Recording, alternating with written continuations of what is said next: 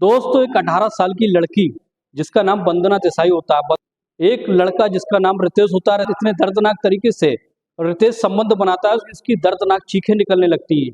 फिर वो एक रितेश के साथ एक ऐसी डिमांड कर देती है जिसे सुनकर रितेश दंग रह जाता है। एक 25 साल का लड़का उसकी डिमांड को सुनकर एकदम से दंग रह जाता है। वो उसके साथ वंदना कहती है कि मेरे साथ बैक साइड से संबंध बनाओ।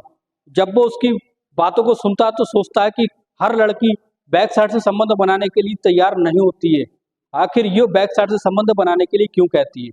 लेकिन जैसे ही वो उसके साथ बैक साइड संबंध बनाने लगता है, उसके बाद उसकी दर्दनाक चीखें निकलने लगती हैं। दोस्तों उसके बाद एक ऐसा कांड हो जाता है जिसके बाद उसकी जिंदगी, रितेश की जिंदगी नरक बन जाती है। आइए जानते हैं। नमस्कार दोस्तों, क्राइम स्टोरी में आपका स्वागत है। मैं अफसर सिद्दीकी। अगर आपने हमारे चैनल को सब्सक्राइब नहीं किया तो सब्सक्राइब जरूर कर लें। दोस्तों भारत के सबसे खूबसूरत शहर, सबसे खूबसूरत राज्य जिससे हम गोवा कहते हैं, गोवा की आबो हवा बहुत अच्छी होती है। वहाँ की रहने वाली एक लड़की जिसका नाम वंदना होता है, वंदना जो होती है वहाँ बीच पर खड़ी होती है और किसी का इंतजार कर रही होती है। इसके बीच में एक लड़का जो होता है अपनी बाइक से आता है, जो 25 साल की जिसकी उम्र होती है, दिखने बारने में अच्छा होता है, अच्छी पर्सनैलिटी होती है, जिसका नाम रितेश। रितेश जो होता है अपनी बाइक को उसके पास रोक लेता है। रोकने के बाद कहता है कि मैडम आपको कहाँ जाना है। तो वो लड़की कुछ देर तक उस रितेश को देखती रहती। देखने के बाद उससे पूछती कि तुम्हें, आपको कहाँ जाना है। तो वो कहता है कि आप मेरी गाड़ी में बैठ जाओ, मैं आपको पिकअप कर दूंगा। इस तरीके से दोस्तों वो वंदना कुछ देर तक तो रितेश को देखती है, तो देखती रहती है। उसके बाद वो उसकी बाइक पर बैठ जाती है। बैठने के बाद रितेश जो होता है वो कुछ दूर जाकर एक शोरूम पर रुक जाता है। एक शोरूम पर रुकने के बाद दोस्त उससे कहता है कि मेरी मंजिल आ गई। वंदना से कहता है कि मैडम आपको आगे कहाँ जाना है। फिर वो वंदना जो होती थी बाइक से उतर जाती। उतरने के बाद उससे पूछने लगती कि तुम्हारा नाम क्या है। तो वो कहता है मेरा नाम रितेश है और मैं यहाँ ये शोरूम है, यहाँ पर मैनेजर की पोस्ट पर काम करता हूँ। फिर वंदना कहती कि तुम्हारी तनख्वाह क्या है। तो वो कहता है मेरी तनख्वाह लगभग 40,000 है और मैं यहाँ 8-10 घंटे काम करता हूँ, अपने घर चला जाता हूँ। फिर वो रितेश जो होता है 15 से पूछता है कि मैडम आप इतनी मॉडल जैसी दिखने वाली लड़की अकेले कहाँ घूम रही हैं और आपको कहाँ जाना है। तो वो लड़की कहती कुछ नहीं, मुझे घर पर जाना है और मैं यहाँ रास्ते में खड़ी थी, किसी का इंतजार कर रही थी, लेकिन उससे पहले तुम आ गए, तुमने मुझे यहाँ पिकअप कर दिया। और फिर रितेश जो होता है, फिर रितेश उससे पूछता कि आपका क्या नाम है। कहती मेरा नाम है वंदना देसाई, पास में ही मैं रहती हूँ।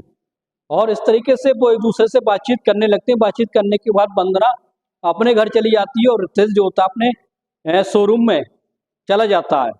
अब इस तरीके से उसका दिन जो समय बीत जाता है। बीतने के बाद जैसे ही रितेश जो होता है वो अगले दिन अपने शोरूम पर नौकरी करने के लिए जाता है। और नौकरी करने के लिए जैसे ही जाता है, कुछ घंटों के बाद उसके शोरूम में एक ऐसी लड़की की एंट्री होती है जिसे देखकर वो दंग रह जाता है कि मॉडल जैसी दिखने वाली लड़की आखिर कौन है। जैसे ही वो लड़की करीब आती है तो वो समझ जाता है ये वही लड़की है जिसको मैंने पिकअप किया था। यानी वो लड़की कोई और नहीं, वो वंदना ही थी। अब जैसे ही वो उसको देखता है, एक्साइटेड में इतना ज्यादा एक्साइटेड हो जाता है और रितेश उठकर खड़ा हो जाता है और कहता है मैडम आप बैठिए प्लीज, आपको क्या लेना है और आपको जो भी चाहिए वो आप यहाँ ले सकती है। एक से एक अच्छा आपको कपड़ा मिलेगा और एक से अच्छा आपको गारमेंट्स की ये अच्छी दुकान है। तो वो मैडम वंदना जो कहती है कि नहीं मुझे कुछ लेना नहीं है, बस मैं आपसे मिलने के लिए आई थी। जब मैंने आपका ये शोरूम देखा और मैं देखना चाहती थी कि आखिर आपका शोरूम कैसा है और क्या क्या सामान बिकता है। रितेश अपने नौकर से कहता है कि मैडम को बैठाओ और उनका नाश्ता पानी कराओ।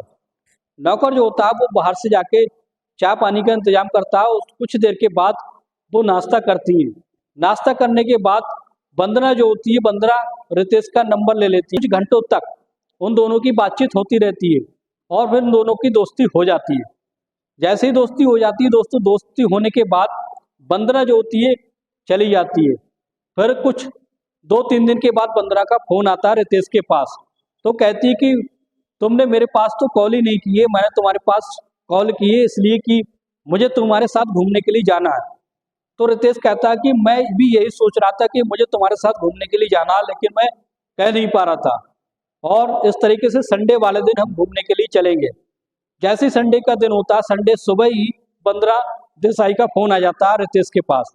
तो रितेश कहता है मैडम आपको कहाँ चलना है, कहाँ घूमने के लिए जाना है, ये डिसाइड कर लो। दोस्तों वंदना जो होती है वो रितेश से कहती है हम चलते हैं मार्केट में घूमने के लिए, एक पार्किंग ग्राउंड में भी चलते हैं। और जैसे ही वो शॉपिंग कर लेते हैं, शॉपिंग करने के बाद पार्क में बैठ जाते हैं। पार्क में बैठने के बाद वो जो होता है रितेश उससे छेड़खानी करने लगता है। और फिर क्या होता है, वंदना देसाई जो होती है, वंदना कहती है कि यहाँ करने से कोई फायदा नहीं है, यहाँ खुलेआम पार्किंग में करने से कोई फायदा नहीं। अगर तुम्हें जो भी मेरे साथ कुछ करना है तो हम एक होटल में चलते हैं, तुम्हें जो इच्छा हो वो कर लेना। अब क्या होता है, रितेश को पूरा मौका मिल जाता है वंदना के साथ समय बिताने का। फिर वो कहता है कि होटल की क्या जरूरत है, मेरे रिश्तेदार यहाँ पड़ोस में ही मेरे रिश्तेदार रहते हैं, वहाँ उनका पूरा घर खाली है, सिर्फ एक नौकर रहता है। मेरे जो रिश्तेदार हैं वो ऑस्ट्रेलिया में रहते हैं, वही कारोबार करते हैं। जब ये बात वंदना सुनती है तो बहुत ज़्यादा खुश हो जाती है और सोचती है कि ये तो हमें फ्री का ही घर मिल गया, जितना चाहे उतना समय हम स्पेंड कर सकते हैं। दोस्तों जैसे ही अगले दिन का समय आता है, रितेश जो होता है वो अपने शोरूम से जल्दी छुट्टी लेकर चला जाता है। जाने के बाद वंदना पास फ़ोन करता है और फ़ोन करने के बाद उसको पिकअप करके उसी घर पर ले आता है जो उसके रिश्तेदार का घर होता है। अब जैसे ही पिकअप करके उसको घर पर लेके आता है तो उसका नौकर जो होता है, घर का नौकर, उसको देख के ही पहचान लेता है। तो वो रितेश कहता है क्या तुमने मुझे पहचाना, ये मेरे रिश्तेदार का घर है।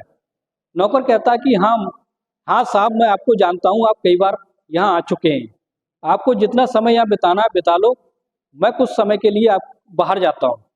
रितेश जो होता है वंदना को लेकर कमरे में चला जाता है।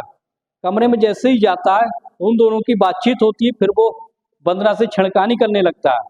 छेड़खानी करने के बाद दोस्तों फिर वंदना को वो निवस्त्र कर देता है, खुद निवस्त्र हो जाता है और उसके साथ बारी बारी से कई बार संबंध बनाता है। संबंध बनाने के बाद जब दोनों थक हार जाते हैं, थक हारने के बाद वहीं पर आराम करने लगते हैं और फिर उन दोनों की दोस्ती जो धीरे धीरे होती है वो प्यार में बदल जाती है। अब वंदना को चाहने लगा था, वंदना से कहता है क्या हम शादी कर सकते हैं, लेकिन वंदना जो होती है वो टालने लगती है किसी वजह से। जब जब समय उन्हें मिलता था वो जाकर उसी घर में संबंध बनाते थे। लेकिन एक दिन दोस्तों ऐसा होता है कि वंदना उससे एक ऐसी डिमांड करती है जिसे सुनकर रितेश जो होता है वो अचंभे में पड़ जाता है, चौंक जाता है कि आखिर ये कैसी डिमांड है। वो ये कहती है कि आगे से न करके बल्कि पीछे से संबंध बनाए। लेकिन वो पीछे से संबंध बनाने के लिए जैसे ही कहती है तो रितेश जो होता है वो अचंभे में ये पड़ जाता है कि कोई भी लड़की पीछे संबंध बनाने नहीं देती और इतनी जल्दी भी राजी नहीं होती, आखिर ये लड़की पीछे संबंध बनाने के लिए क्यों कह रही है। फिर वो उसके साथ पीछे से संबंध बनाने लगता है। दोस्तों फिर वो वंदना की सच्चाई के बारे में पता निकालता है तो पता चलता है कि वंदना कोई और नहीं बल्कि एक कॉल गर्ल है जो पैसे लेकर किसी के साथ संबंध बनाती है, किसी के साथ मजे करती है। और इस तरीके से वंदना देसाई जो है वो रितेश को पसंद करने लगी थी, इसलिए उसके साथ संबंध बनाती है लेकिन उससे कोई पैसे नहीं लेती। उसकी सच्चाई के बारे में रितेश को पता चल जाता है। फिर क्या करता है, वो अपने दोस्तों को बता देता है। फिर वो अपने दोस्तों को ये बता देता है कि वो लड़की मेरे साथ है जिसका नाम वंदना है और वो मुझसे पीछे से संबंध बनाने के लिए कहती है बार बार। तुम ऐसा करो, मार्केट से एक वाइब्रेटर लेकर आओ, उसके साथ हम आप प्राकृतिक तरीके से संबंध बनाएंगे। उसके जो दोस्त होते हैं उस तुरंत पहुंच जाते हैं। पहुंचने के बाद उसका नौकर जो होता है गेट पर, वो उससे रितेश जो कह देता है उसको अंदर आने दो। जब सारे ही लोग अंदर आ जाते हैं तो वंदना ये देखकर डर जाती है कि आखिर ये लड़के यहाँ क्यों आए हैं। वो रितेश से पूछने लगती है तो रितेश कहता है कि ये मेरे दोस्त हैं और तुम्हारे साथ ये भी वही इसी तरीके से संबंध बनाएंगे। लेकिन वो मना करने लगती है, उसके साथ वो संबंध बनाने के लिए राजी नहीं होती है। फिर क्या होता है, उसके दोस्त जो होते हैं उसके जबरदस्ती उसको पकड़ लेते हैं। पकड़ने के बाद उसके साथ वाइब्रेटर द्वारा बैक साइड से संबंध बनाते हैं, प्राकृतिक अप्राकृतिक दोनों तरीके से संबंध बनाते हैं। उसकी हालत इतनी बुरी कर देते हैं कि वो उठकर वहां से भागने लगती है और कहती है कि मैं तुम्हारी सबकी शिकायत कर दूंगी, कंप्लेंट करूंगी तुम्हें थाने में, तुमने मेरे साथ रेप किया है, तुम सबको जेल में जाना पड़ेगा। जैसे ये कहकर वो जाने लगती है, उसके दोस्त उसको पकड़ लेते हैं। पकड़ने के बाद उसके दोस्त जो उसका गला दबाने लगते हैं। लेकिन रितेश जो होता है उससे प्यार करने लगा था, लेकिन उसको मारने के लिए नहीं कहता, और कहता है इसको जाने दो। लेकिन उसके दोस्तों के सर पर इतना हैवान सवार हो जाता है, शैतान सवार हो जाता है कि उसकी गला दबाकर उसकी हत्या कर देते हैं। हत्या करने के बाद उसके पास उसके जो आंगन होता है, आंगन को गड्ढा खोदकर वहीं पर उसको दफना देते हैं और दफनाने के बाद अपने अपने घर पर चले जाते हैं। फिर क्या होता है दोस्तों, जैसे ही 2-3 दिन का समय बीत जाता है, उसकी माँ, वंदना देसाई की माँ जो होती है, वो उसको सर्च करने लगती है कि आखिर उसकी बेटी कहाँ गई। लेकिन जब उसका कहीं पता नहीं चलता तो गुमशुदगी की रिपोर्ट जो होती है वो थाने में कराती है। जैसे ही गुमशुदगी की रिपोर्ट थाने में कराती है तो पुलिस हरकत में आ जाती है और उसके सारे उसके मोबाइल को ट्रेस करने लगती है।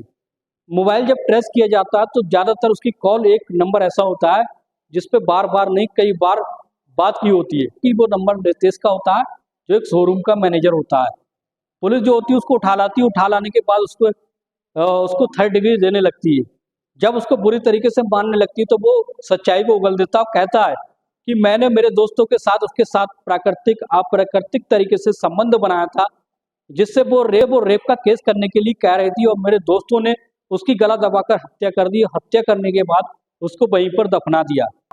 पुलिस जो होती है वहीं जाती है, लाश को गड्ढे से निकालती है। निकालने के बाद उसका पोस्टमार्टम कराया जाता है। पोस्टमार्टम में ये रिपोर्ट आती है कि उसका बारी-बारी से कई बार अप्राकृतिक तरीके से संबंध बनाया गया है, यानी उसका रेप बुरी तरीके से किया है। उसके बाद उसकी गला दबाकर हत्या कर दी गई है। फिर क्या होता है, उसके दोस्तों के साथ-साथ उसको भी उम्र कैद की सज़ा हो जाती है। दोस्तों